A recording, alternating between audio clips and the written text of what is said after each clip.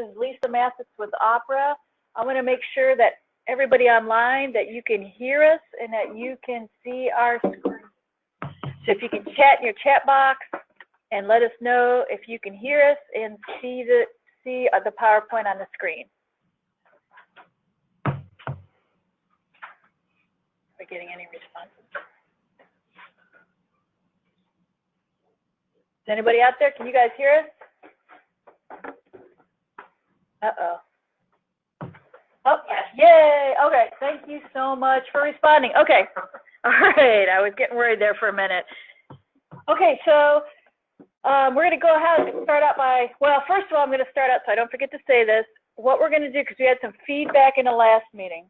So we're going to leave everybody that's online, we're going to leave you muted until the end of the presentation. So hold your questions till then. If you have a question you really got to have an answer to during the actual presentation, type it in the chat box. Or that's the end, and actually just, if you're using the phone line also, or you have a microphone on your computer, you can just ask the question out loud because we'll unmute everybody at the end. So first we'll go around and do introductions. So Lisa Mathis from OPRA. I'm Justin Blumhorst, Capabilities. I'm Julie Abakunis from Koinonia. Kenny Hughes from Goodwill Columbus. Gracie Policino from Goodwill Columbus. Laura Sangbo from Toward Independence. Becky Struther from CCI Ohio. Linda Hazzard from CCI Ohio.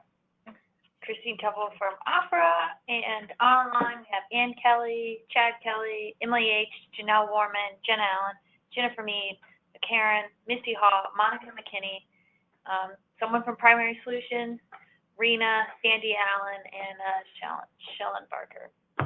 Okay, great. Well, thanks all for coming. I know this is the first meeting we've had in a few months now, so it's good to see you all.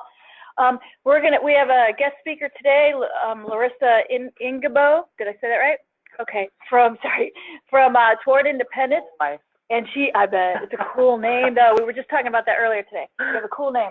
So they're going to talk about a program that they have started, and so we'll just let Larissa take over here. Sure. So if you're not familiar with Toward Independence already, we are based out of the Dayton area, our main office, but we provide services in 6 counties in the Dayton and Cincinnati vicinity. So we've been providing residential services for about 45 years, and then in the past handful of years, we've moved into the day service and non-medical transportation worlds as the needs for those services have grown. So like Lisa said, my name is Larissa Ingabo, and I am the director over adult day services and non-medical transportation. My contact phone number and email are listed there if for any reason you have questions, comments, or would like to reach out to me for any reason. And the particular program that I want to talk about is our Creative Community Connections program. This is our day service program. We have a few different sub-programs and things going on. In particular today, what I'll talk about is a relationship with an organization called One Bistro, because it's sort of been a highlight of our day service program and has gotten a lot of attention because of the strong connections that it brings to our local community. So our Creative Community Connections, or we call it CCC for short, has 3 sub-programs: On the Move, Creative Expressions, and Go Group, or Getting Out Group. And our focus is real-world community integration, not just community integration that is sort of taking a cluster of people out and, experiencing a community outing, but not focusing on developing relationships. So we've focused with our staff a lot on natural supports and creating real relationships just like you and I would out in our community. And like I mentioned, One Bistro has been a really great partner in making that happen with a lot of the individuals that we serve in our 3 different day service locations. So just a little bit about the other programs. On the Move, this is one that I'm actually particularly passionate about. My background is in preventive health care, and I've worked with a lot of different populations in public health. And one of the things that I really care about is giving our clients the tools to be an advocate for themselves and for their personal health. There are some really disturbing statistics about the health of individuals with developmental disabilities. And as all of you know, we have a lot of individuals who are on a really large number of medications, who have a really large number of diagnoses, and I like to focus a lot of attention on nutrition and physical activity as a means of attempting to sort of heal, and in some cases we have been able to reduce the number of diagnoses and or medications that clients have been on by focusing on preventive health care. So up, at the top of that screen, there are just some statistics for you specific to the DD population. And the two things that we offer from a physical fitness perspective are our YMCA program. We offer the YMCA 4 days a week. And we have clients who love to swim. We have swimming classes. We have clients who swim laps. We have aquatic therapists who work with several clients. We have clients who participate in group exercise classes. Zumba is a really popular one for a lot of our clients. And then we have individuals who will work on fitness equipment, working on strengthening exercises. And then, we understand that a lot of individuals may not want to. There are days where I don't want to go through the process of packing a gym bag, going to the Y, doing my workout, showering, changing, and coming home. So we also have some fitness equipment in our day service locations, and we also collaborate with area organizations to offer things like chair yoga, dancing classes. We provide nutrition classes through the Ohio State University Extension Office. They actually come to us and provide nutrition classes that tie into our cooking days that we do cooking lessons, and also our relationship with One Bistro. We're sort of launching a program where we use the kitchen space there to talk about, the food life process, from growing our food to how it ends up on our plate and what healthy and unhealthy choices look like. These are just some photos to follow up on that. We have our, When you're at like the YMCA taking the classes, are those with people without disabilities and people with? Yes, it is with just general community members. So, we have clients who say, I love Zumba, and they will go into a Zumba class with Xenia or Fairborn or Cincinnati community members, and they are with their support staff and fellow community members. So. What about for do you guys work out like relationships to get discounts to get in there? Or? So what we have with the YMCA is not necessarily a discount. Our program pays for it. They've allowed us to pay for slots. So those memberships are not tied to a certain person. Okay. So we have a number of slots that we pay for. So let's say 10, for example. So any 10 people can come in that day. And our support staff are not charged a membership fee. They are there in support of individuals that they are bringing. So, we have 10 slots. So maybe on Monday, 10 people come, and then Tuesday, 10 different people come. It's not specific to an individual. So the individuals who come to our program are not required to pay for or have their own membership. As an organization, we just pay for those spaces and anyone can use them. So the Y has been really good in working with us on that. Same in Cincinnati. We don't use the Y system in Cincinnati. They have an extensive network of rec centers, and the rec center will allow us to do the same. We pay for a number of slots, and then anyone can use those slots. And then the fitness equipment that we have in our fitness zones, in our day service spaces, we have recumbent bikes, hand weights, resistance bands, treadmills. We have a lot of, like I said, videos and instructors who will come in and teach classes. That was funded through a grant that we were awarded in 2017 through PNC Bank. It was a grant that was specifically geared towards education. So that was our fitness and health education piece of that grant. The creative expressions, we have this zone concept, if you will, in our day service space because we have sort of a large open space, and it's divided up by different sections instead of actual physical walls. We have a tech zone where we have tablets, laptops. We'll have instructional sort of classes, if you will. They're not really classes, but time periods where we'll do things like how to write an email or how to surf the web, internet safety. The garden center, we have raised accessible indoor beds and indoor grow lights so that they can grow things like herbs and greens in the winter. Even obviously living in Ohio, we can't grow things outdoors year round, so that's an indoor option. And then we tie that into our relationship with the bistro and understanding not only how food is made and consumed and how that impacts our health, but also how the food is grown. So clients are getting to see the life cycle of the food from genesis to end. So music notes, we have had things like pianos donated. We also have a lot of different percussion instruments. We have guitars, ukuleles, and we work with the University of Dayton, who has a music therapy program, and students have to complete contact hours in the community. So we have students who will come and facilitate classes that are topic specific. Maybe it's stringed instruments one day, or maybe it is percussion. We also have individuals who will come and work one-on-one with clients with the sound and music therapy. We also do some crossover. So like I mentioned, we have tablets in our tech zone. We've had staff who maybe they aren't a piano player, and we have a client who wants to play piano, and we haven't been able to coordinate somebody who is a professional or a piano instructor. We've been able to do things like teach clients how to download an app that will show, walk you through a piano lesson. So that also gives our staff some tools to help clients learn things that maybe they don't necessarily have the skill set on their own. So we're really emphasizing the use of technology to sort of enhance our offerings, which is great. Kitchen Commons, as we call it, is sort of an extension of both the Garden Center and One Bistro. Again, we have cooking days where clients will participate in the grocery shopping, they will participate in the meal planning, and they will participate in the actual preparation of food.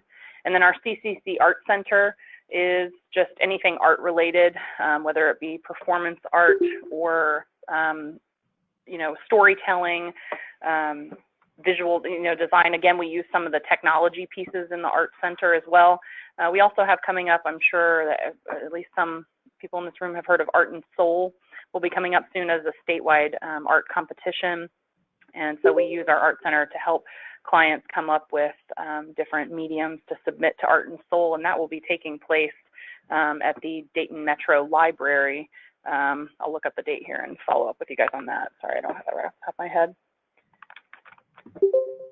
Just some photos from our creative expression. We had some raised beds that clients actually helped put together. They helped paint the walls. And then on the far right-hand side, it's kind of hard to see, that picture is really dark, but they grew things like cucumbers, okra, and then they actually incorporated the items that they grew into their cooking day and making their meals. So I think a lot of our clients were really excited to see from beginning to end, planting the seeds, seeing the food grow, taking care of it, and then being able to harvest it and learn how to cook it as well.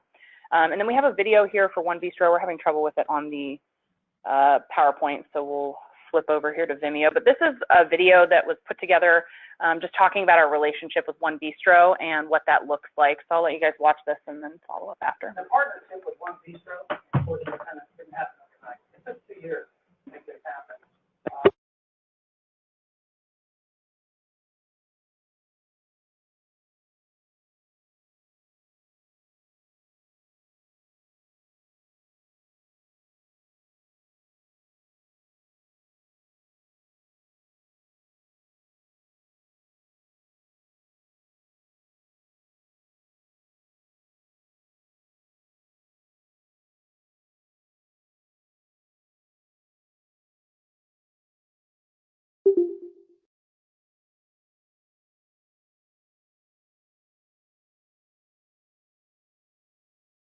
And kept herself, she always kept herself busy with, little things that she wanted to do independently by herself.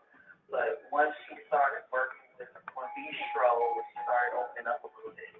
One Bistro was really the first project. She's become a lot more independent. When she's working at One Bistro, she meets the client, hands out the menu, sets up the table, has a napkin, she makes drinks. And she can do that very independently. She is really excited about working with One Bistro. She likes to meet the people. She has that same energy working with the state. So I think it helps our clients grow, have expectations of, people they're working with, expectations of the parents, expectations of, what the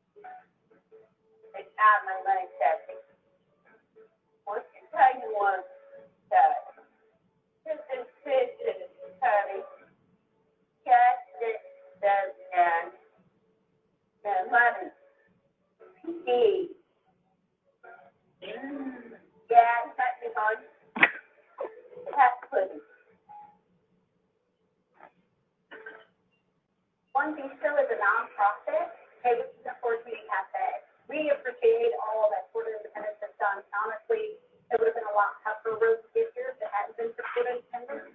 I love their heart. I mean, for me, it is so heartwarming to watch the staff interacting with the clients. They love them. It's not just a job to them. They have a passion for what they're doing. They connect together. They build relationships all the way up to management that encourages those relationships, and the way that the staff and the management and the clients all interact and the level of respect that they have for each other. It's just very inspiring. For me, it was just such a blessing to even have them want to be a part of what we're doing. It also is amazing to have the opportunity to provide a platform for people that aren't familiar with people with disabilities or don't interact with them. You get to come in and just see their amazing spirit and their work ethic. It's just the joy that they bring, because that smile that lights up the room says hello better than anything that I could ever say. Because they just are a blessing. They come in here and they bring joy. They're hard workers. They interact with everybody so well. And I just love having the opportunity to be a part of that. I believe that it's important to bring them together because they are a part of our community. I don't see why there should even be a division in the first place. They are as important to me as the businessman that comes in here and buys a meal and pays one forward. They are the heart and the soul of the community as well, and they have something to contribute. Because it's in them. We just have to provide that opportunity for them. And I've had people say to me, I didn't realize somebody with disability could, work in a position like this, or I didn't realize that you could carry on a conversation with somebody with Down syndrome or something, just because their experience has been limited. And the fact that we're in a position to break those barriers is just amazing. A lot of times when you're a business, you don't think about what little things in the background that they could be a part of. I think the next step is to sit down and talk about how you're going to set them up for success. And a lot of that staff does. We talk outside the box. For example, you'll see I have a table number here. It's color coded with both this table, but also our chart out there that they have. And that allows opportunities for someone that might not be able to tell a table by the numbers, they can match the color. So I think just having the courage to think outside of the box, and knowing that you're giving back in so many ways. Give it a chance.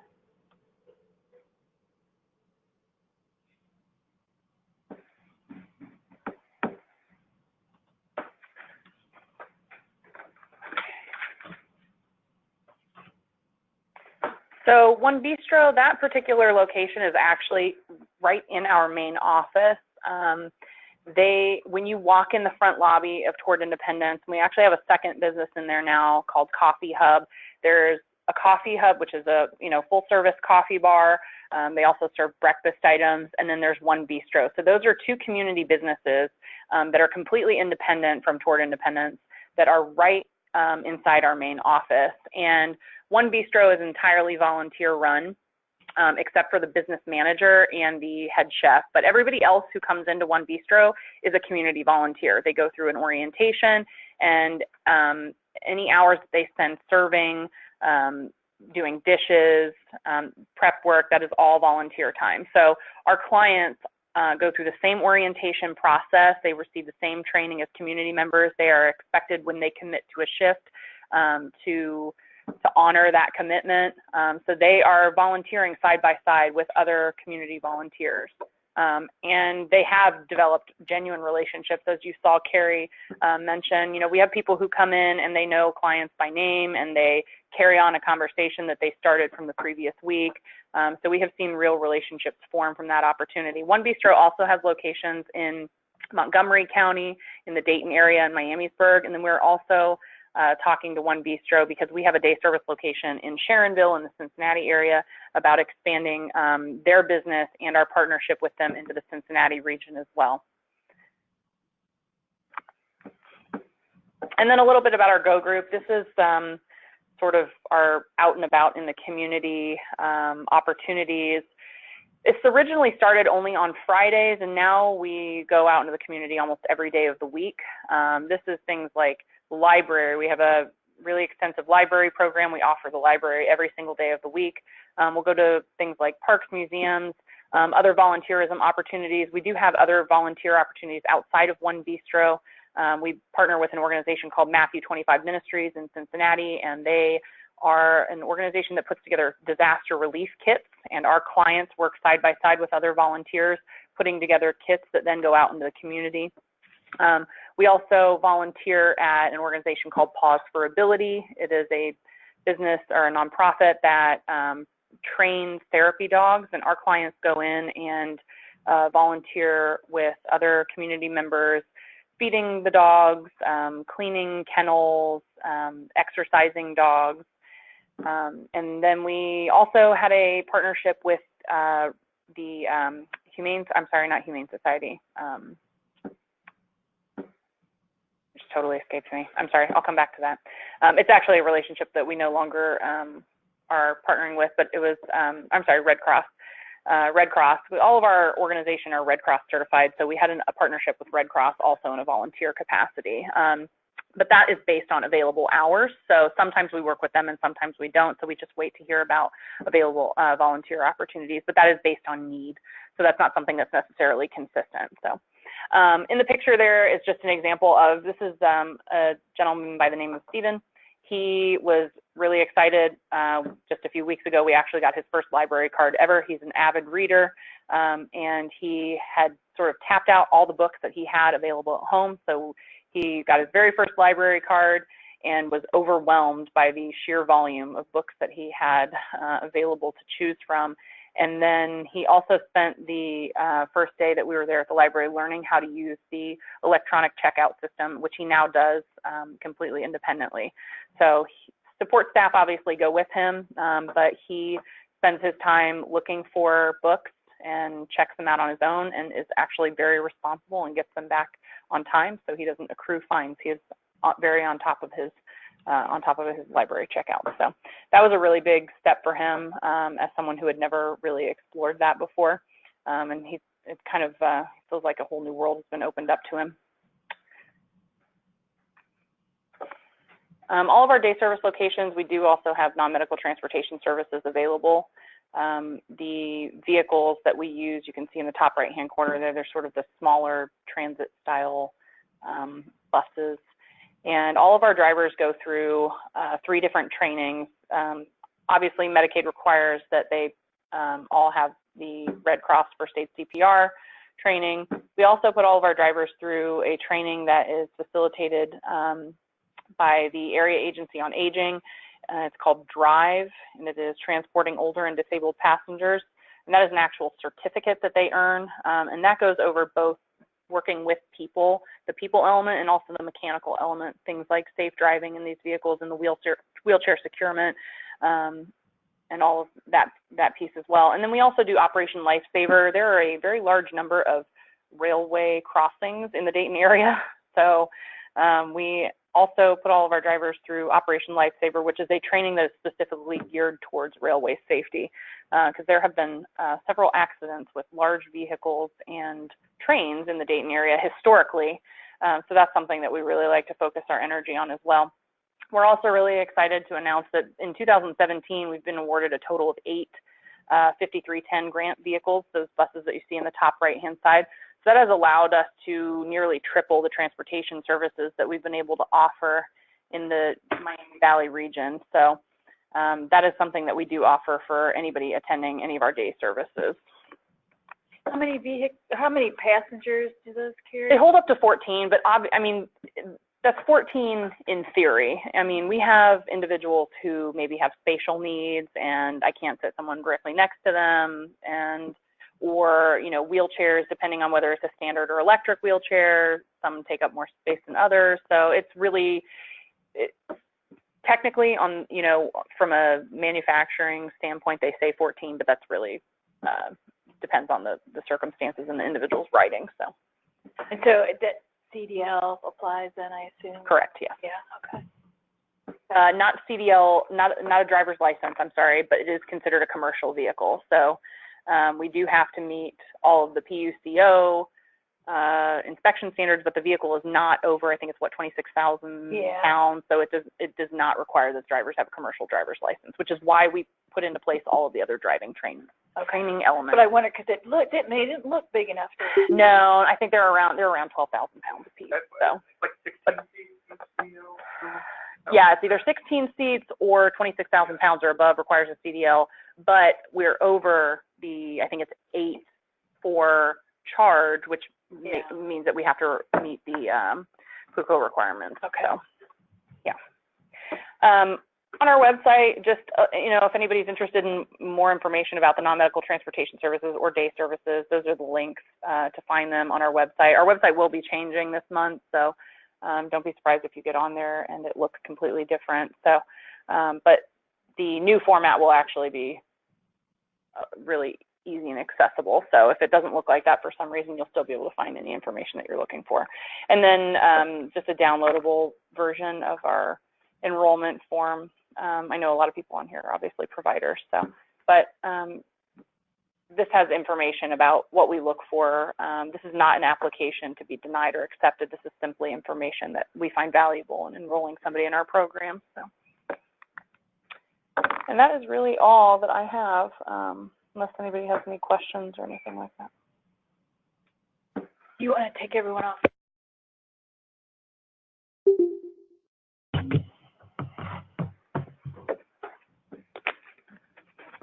I'll jump in with some questions if no one. I have one. Oh, go ahead, John.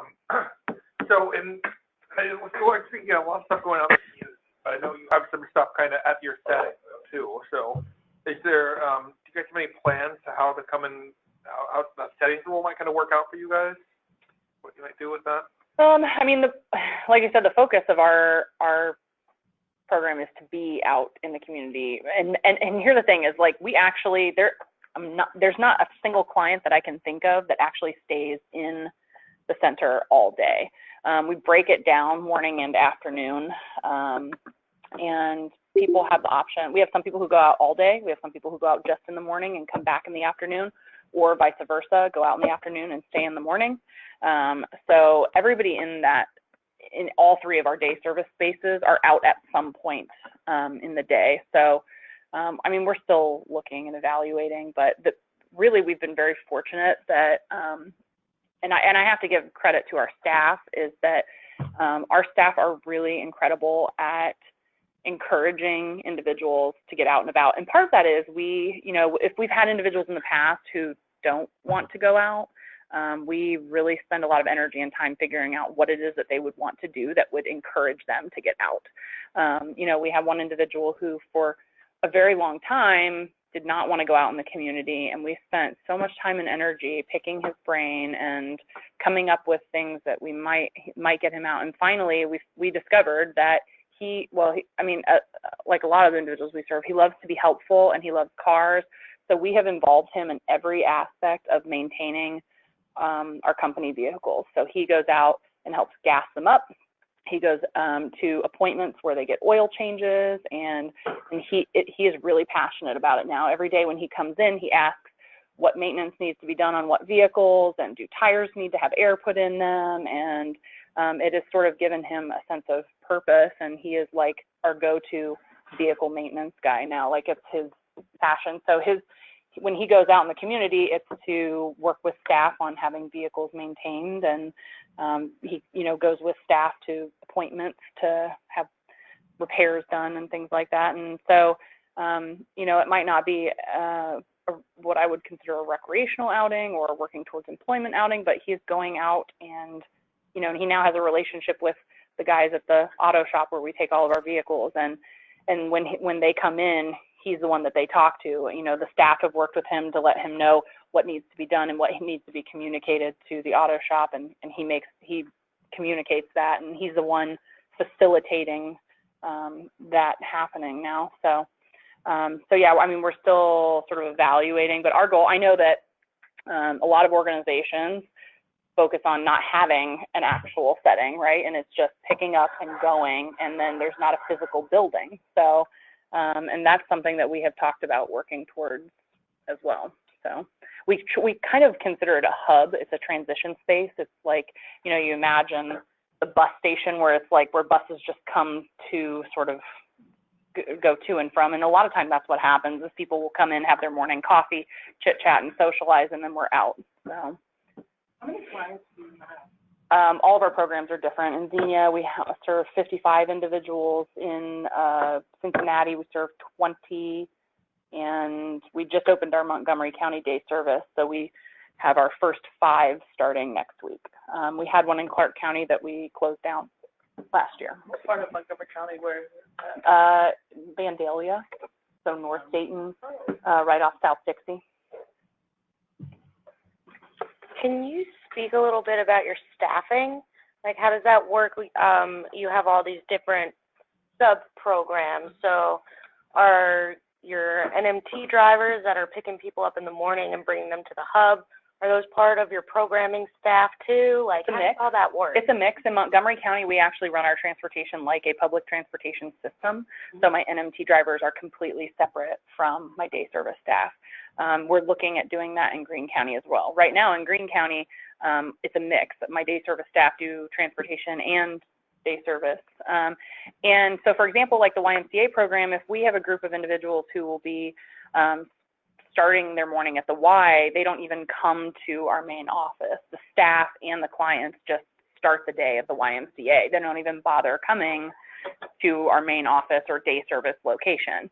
You know, so that's sort of that example of like not really using the day service space as part of the service delivery. And they literally start and end their day at the YMCA. So, you know, they may spend the morning doing group exercise, have lunch, you know, sort of have a down period, and then go swimming in the afternoon, and then they go home from there. So it depends, and it depends on the day too. It depends on the number of people who want to participate. So there's a massive amount of coordination on a daily basis, trying to figure out what staff are going where and how many staff, and yeah, and I mean, it does change. You know, we may have some people who say, yes, I want to go here tomorrow, or I want to do this tomorrow, and then they show up the next morning, and it's different. So, I mean, the only thing that I can say is that flexibility is really key. How are clients getting this information of their options? So do they like sign up at your main location, or? Yeah, so, and I mean, the main thing is the ISP meeting. You know, when we get their information and interest, first thing we do is have individuals come in for a tour, and sit down with our program supervisors and talk about all the options. And then generally what we'll do is, nothing is set in stone, but we'll put together an informal schedule. Like if somebody's starting out and they kind of want to try everything, we'll say, okay, maybe on Mondays you try the YMCA, on Tuesdays you participate in the library program, on Wednesdays, you know, you go to Pause for Ability if you want to do some volunteering. So we kind of set an informal schedule, but again, at the same time, it's not set in stone. If somebody comes in, except for I will say the one thing we hold clients to is their volunteer commitments. If they make a commitment to fill a volunteer shift, we expect that that commitment is upheld. But if somebody comes in one day and it's their day to be scheduled at the YMCA and they'd rather go to the library, then we make those adjustments. So yeah, but generally what we'll do is obviously they come in for a tour, we talk about it, we set up sort of an informal schedule, and then, you know, we have consistent communication with SSA saying, hey, this is working, this isn't working, they don't like this, they do like this instead, and make changes accordingly. Okay. So.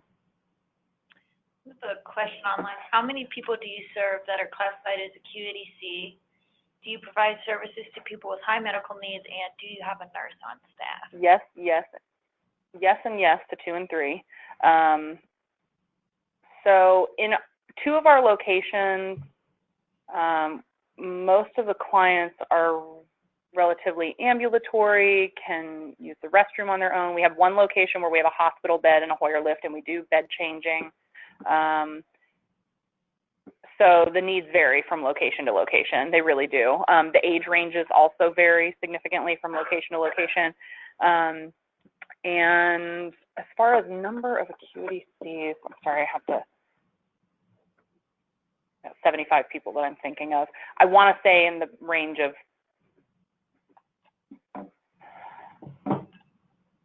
I'll say out of 75 individuals that we're currently serving,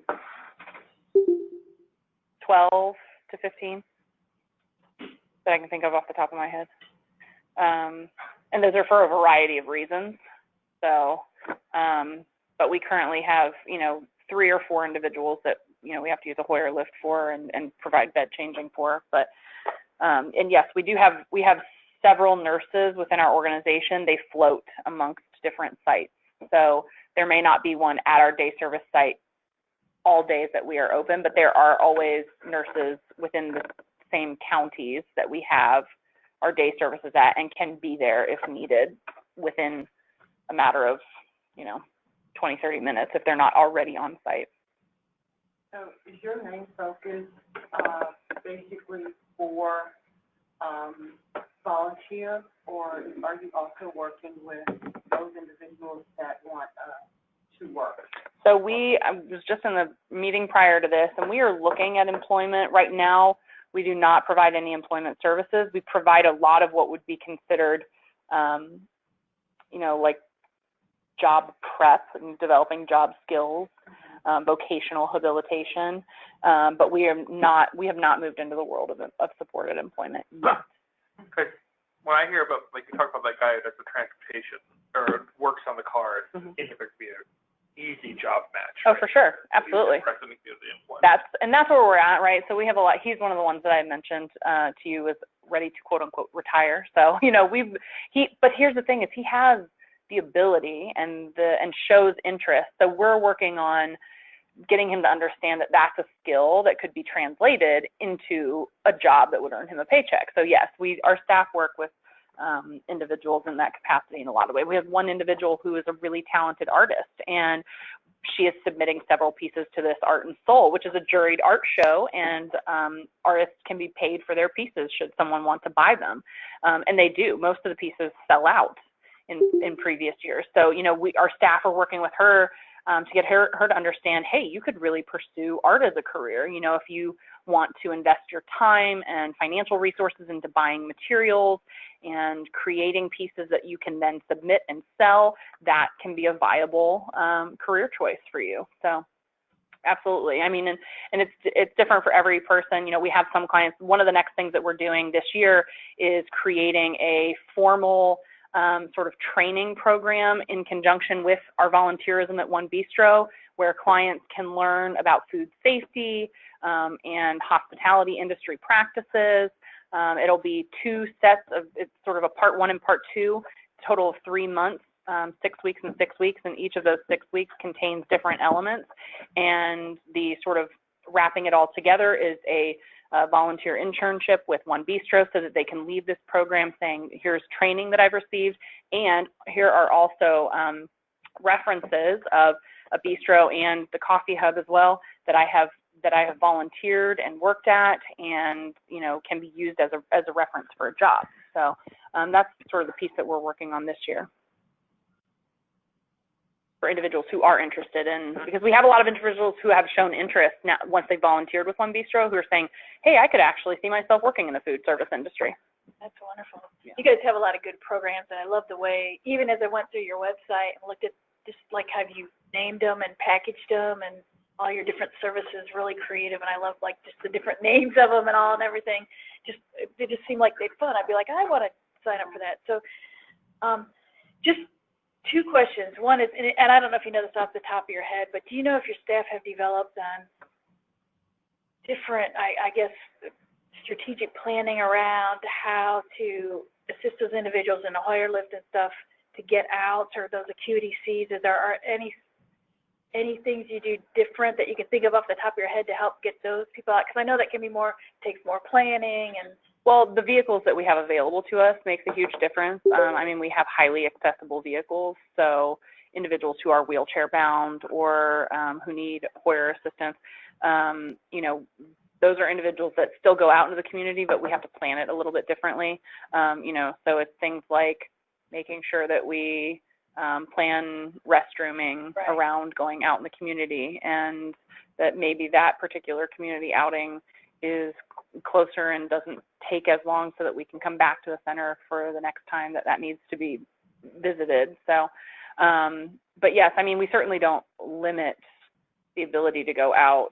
There are some places that we are able to go out to that offer really wonderful facilities and resources to be able to allow those clients to meet personal needs while out in the community. That's obviously not everywhere, but and we try to take advantage of as much adaptive equipment as we can.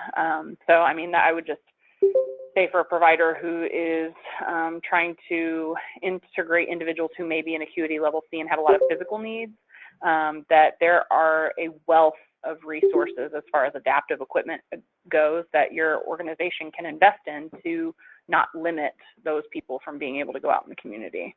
It's things like even as simple as like a pivot disc, you know, so we have individuals who maybe can't pivot, they can safely be transferred to a toilet, but they can't pivot or they shuffle their feet. We've invested in things like a pivot disc where you can simply get their feet on it and staff can rotate and pivot, and then they're able to use a standard toilet. So it's things like that really I would suggest researching and looking into, because we've invested a lot in adaptive equipment to allow clients to continue to go out in the community even when their physical needs have become more intensive.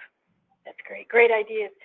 Do you think there'll be a time in the future perhaps that I know right now you're paying for the slots at the YMCA, and I don't know how you're doing that with your other activities, but do you imagine a time where you'll maybe charge individuals partial fees? We don't charge fees, but if clients choose to participate in certain activities out in the community, they do pay for them themselves. So for example, if we go out so we cover things like our YMCA program, we cover all of the transportation, we don't bill anything additional, we just consider any transportation that's done during day service hours a cost of doing business. But if, for example, we go out to an outing and there's a cost associated with it, we send out a schedule of any planned activities that have a cost, and clients bring those funds themselves, just like you or I would pay for our own activities that we go out to. Now, I have to say that in Cincinnati and Dayton areas, there are a lot of wonderful free resources. So there are a lot of things that we do that have no cost associated.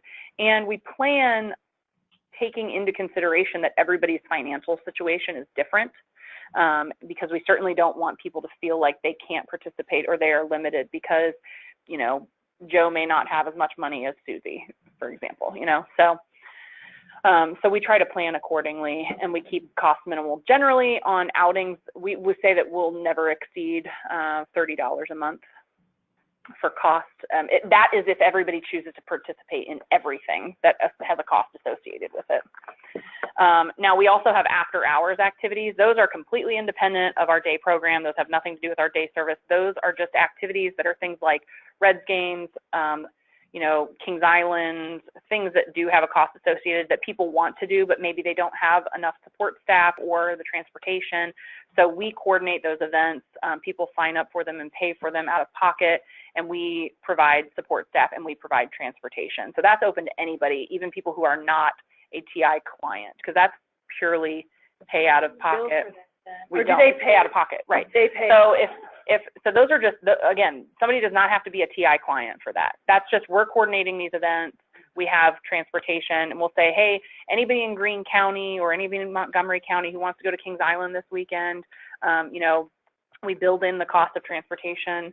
And then, if it's somebody who's not a TI client, their own support staff can come as well. We'll provide transportation for them as well. Or family member, maybe? Family member, yes, anything like that. So those are just, opportunities for individuals to have coordinated transportation and support services that may not otherwise have that. So, making things available. And we even have things like art classes, fitness classes, theater productions that are after hours or on the evening or on the weekends. So yeah, that's purely recreational. That's like Montgomery County Board and Greene County Board. They send out lists of activities that are available to anybody, community members, things like that. I love that idea. Do you do any bartering with any places to say, hey, we'll help clean something up if you give us discounted rates, or if you give most people?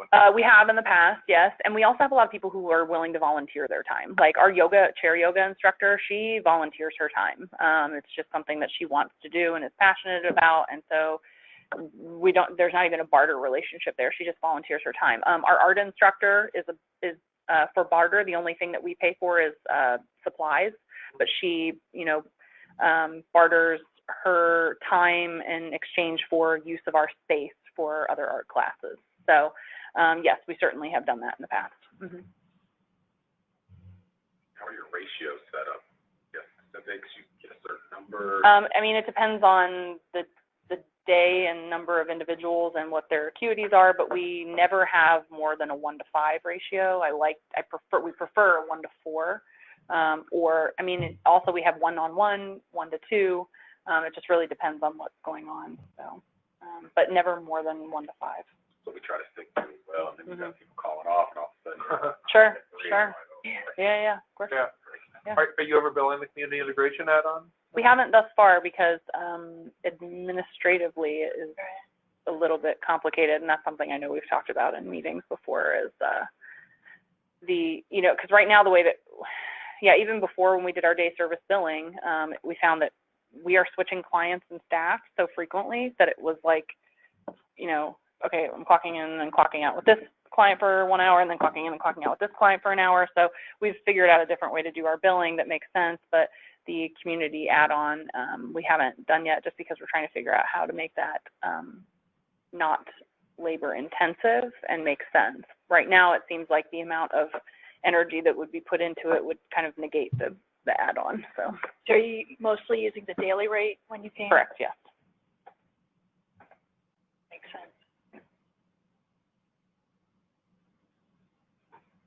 We have, I don't think you touched base on this as far as, I don't know if you've tried it, we have 2 individuals that are like super interested about wanting to work like with little kids, like in a daycare setting or wherever, and they've brought it up over and over and over.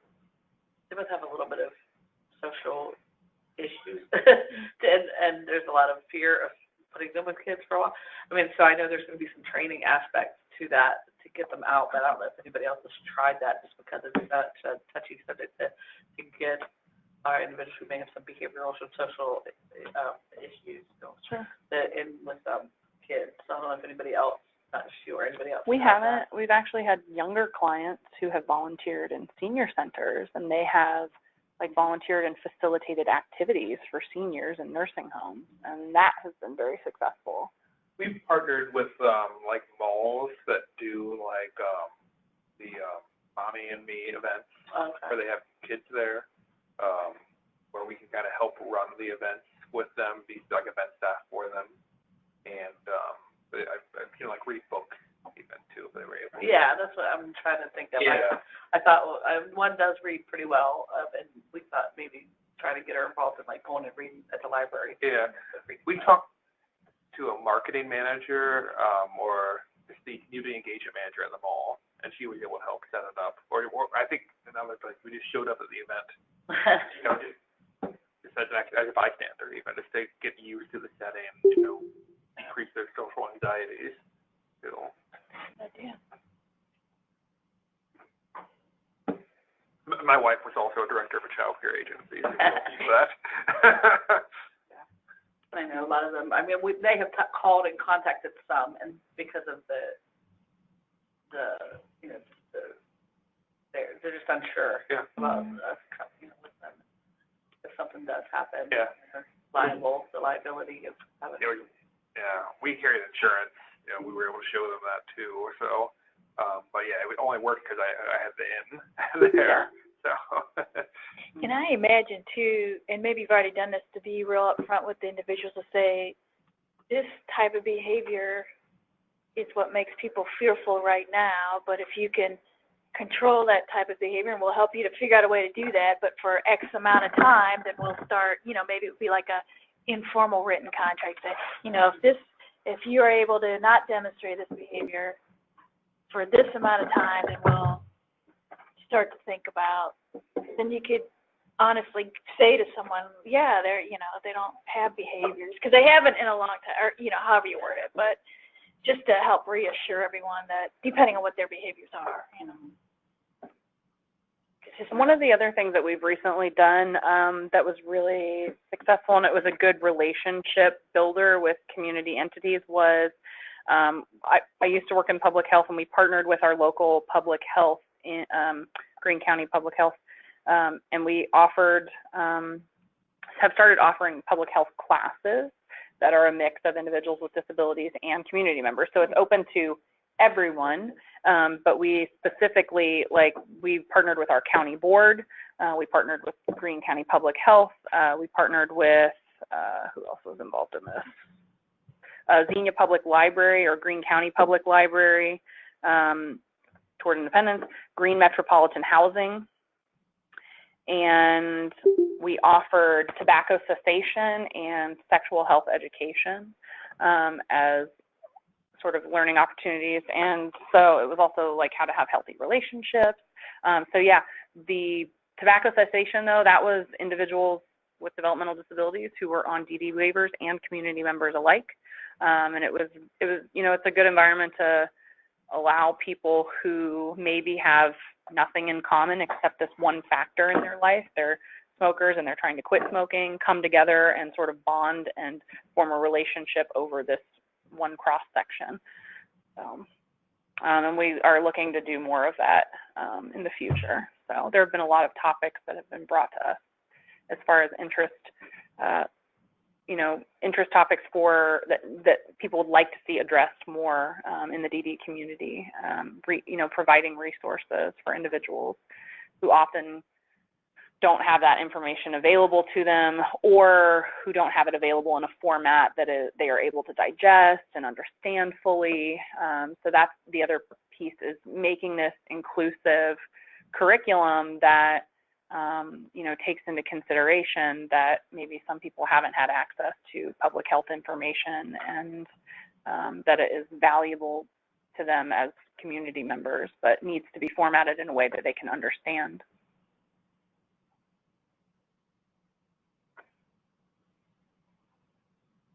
Any other questions, comments? Anybody online?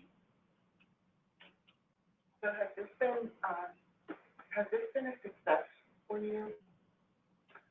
Success, I mean, a lot of different definitions of that word.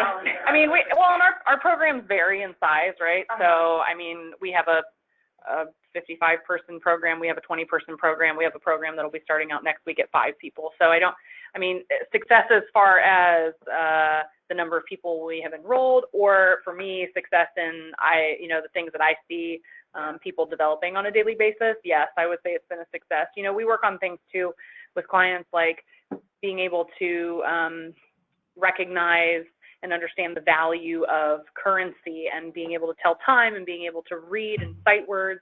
I have one day service supervisor who is a teacher. Her background is as a teacher, and you know, so we've been we work on skills and getting people to really be able to be vested community members. You know, one of the things that I tell our clients is, you know, people will never see you as a community member and view you as an equal unless you are able to contribute something, right? That's the concept of community, is that we all contribute something, and we contribute on different levels, and what we are able to contribute and the value that brings is different for every person.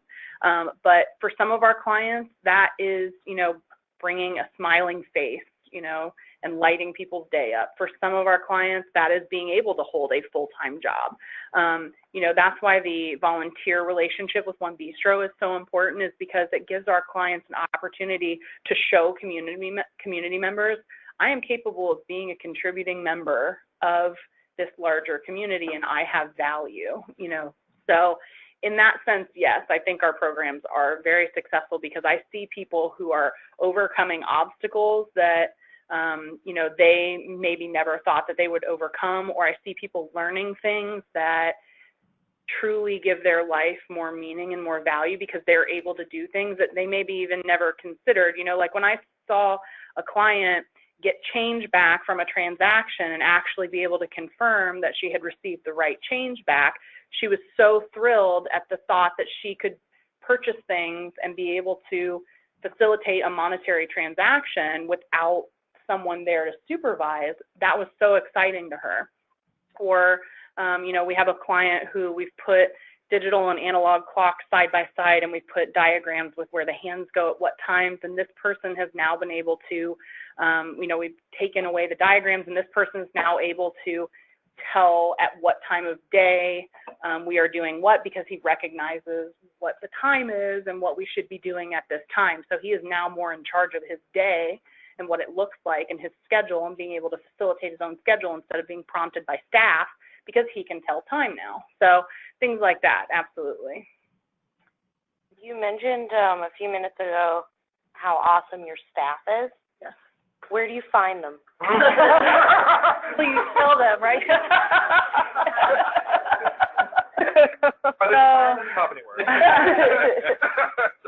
So I have to say that we do have, especially in day service, I know that turnover is a massive concern in the direct care industry, whether it's DD or my background before this was geriatrics, and there is also a massive turnover rate in the DD field with the geriatric population. So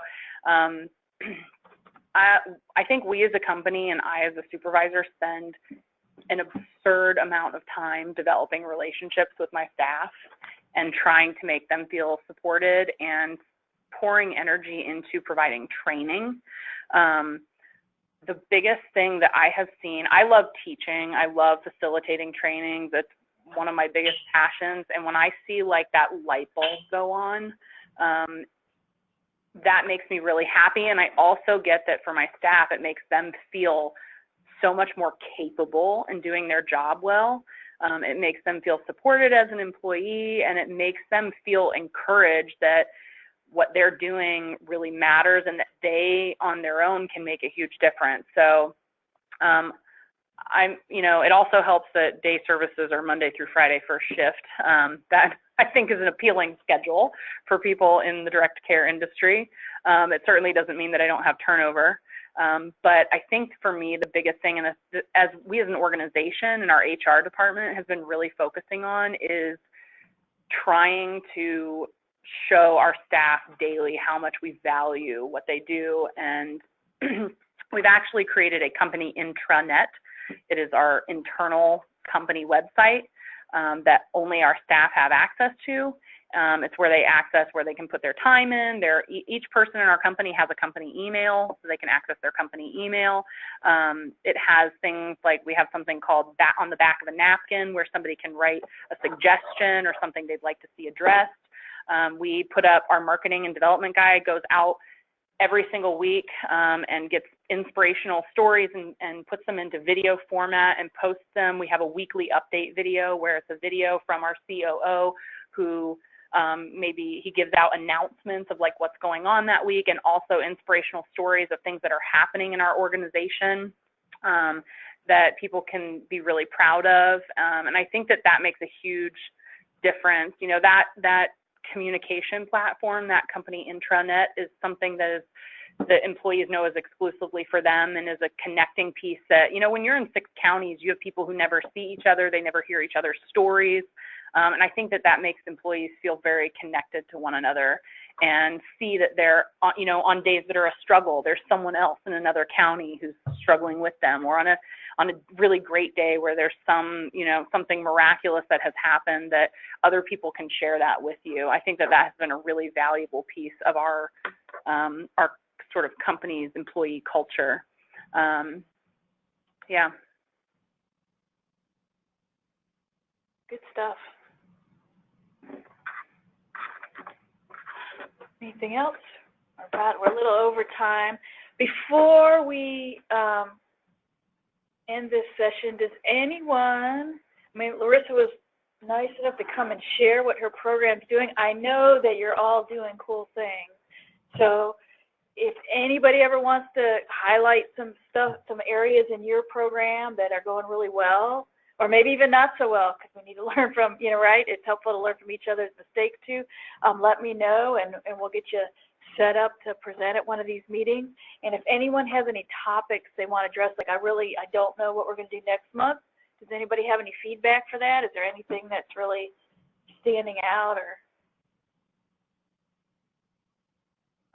No, nothing online? Okay. Well, I'm going to wait to see if we get suggestions in. If I don't think of anything or have someone volunteer to present, then we might skip next month for this meeting. We've got already something set up for the employment first meeting, and that is, who am I having? Somebody from OOD will be here speaking. Julie Hand? Yes, Julie Hantz will be here from OOD for the employment first meeting. I'm not sure what we'll do with this meeting yet, unless I get a volunteer to talk about their program. So I know my staff have asked me how to support the elderly community more, and how specifically if someone is having dementia, how we can serve them better, if we can have I will look for some ideas on. Are you having a particular struggle with this? I can't think of any offhand. I know that a couple of them asked me if they could get some training in that area. I used to be a certified dementia trainer. Oh, well, there you go. Happy to. When I worked in geriatrics, I worked specifically with individuals with dementia and Alzheimer's. Okay. I might connect you with yes. her. Yeah, absolutely. But yeah. And I imagine we're going to see that happen. That's going to be a... Oh, for sure. Specifically in the day services arena, because I think there's some people, like you said, who are retired. Right. And how do you... Because then it almost becomes not necessarily about learning new skills, but about maintaining the skills you have. Right. And not only that, but we have a lot of people who are on, we talked about people being on a lot of medications that can also present dementia-like symptoms. So even if client or staff are working with clients who don't technically have a dementia diagnosis, you can see a lot of the same characteristics and behaviors and things. So when you're on 20 meds a day, right, that can alter your mental state significantly. Which is a whole nother problem we have in the field, right? You mentioned a couple grants that you guys were able to get to that, making it probably not for profit. We're a nonprofit organization, yes, and we spend a lot of time writing grants. Struggle with financially being able to find stuff because we're not. And so that's I don't know if there are grants out there for profit. There are a lot, and what I would suggest, so we've taken advantage of a few different grants. We got a grant through PNC Bank this year. That was education focused. We were just awarded a grant through the Dayton Foundation, which is a local private foundation.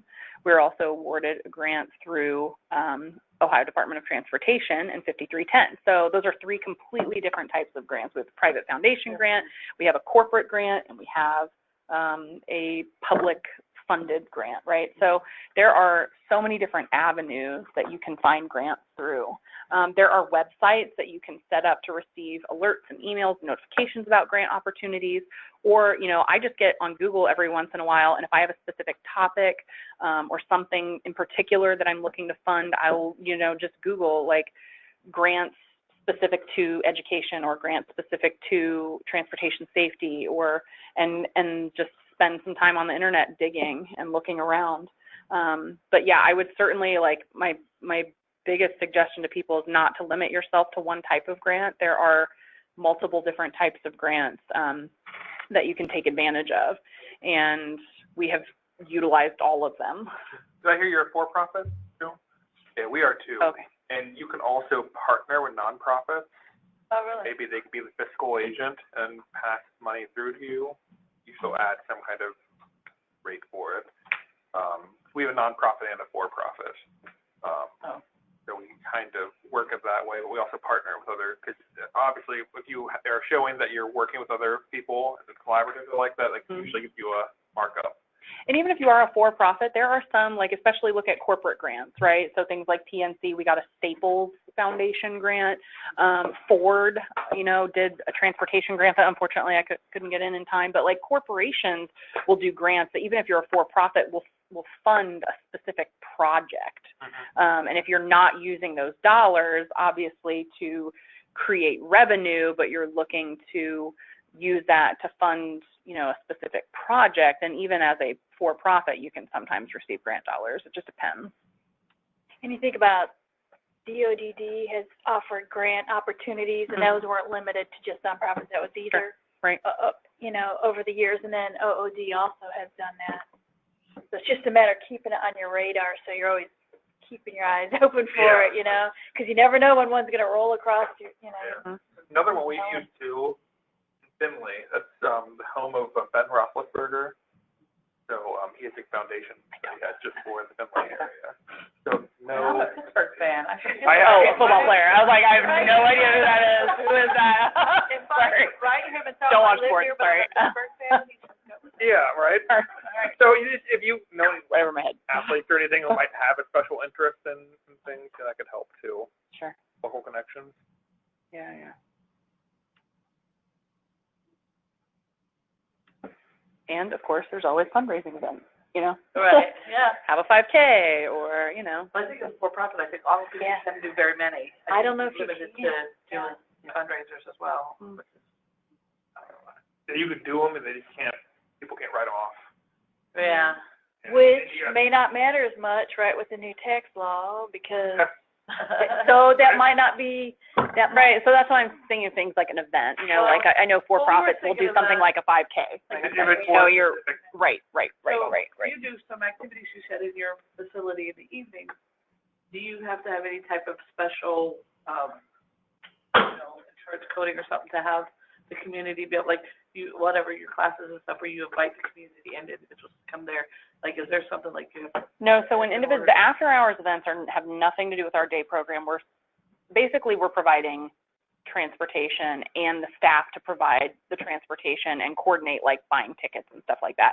Yeah. Individuals sign off on a waiver saying like, I am participating in going to Kings Island, you know, and I understand that Toward Independence is simply my transportation provider and the, you know, Toward Independence staff. So that's what I'm saying. Like if somebody needs intensive support, they have to bring their support staff with them. Like if they aren't a TI client and our staff haven't reviewed their ISP and sign off on it, we can't, and they aren't somebody who has alone time, they wouldn't be able to do that anyway. So those are strictly recreational activities where individuals bring their own support staff. We are just coordinating, you know, the buying of the tickets and the getting them to and from. So like the chair yoga and stuff, is that within your facility? Like that's part of our day program. It's not in the evening? No, that's part of our day program. Yeah. So I was just thinking, like, if you had it, like, we have a huge facility, a huge building.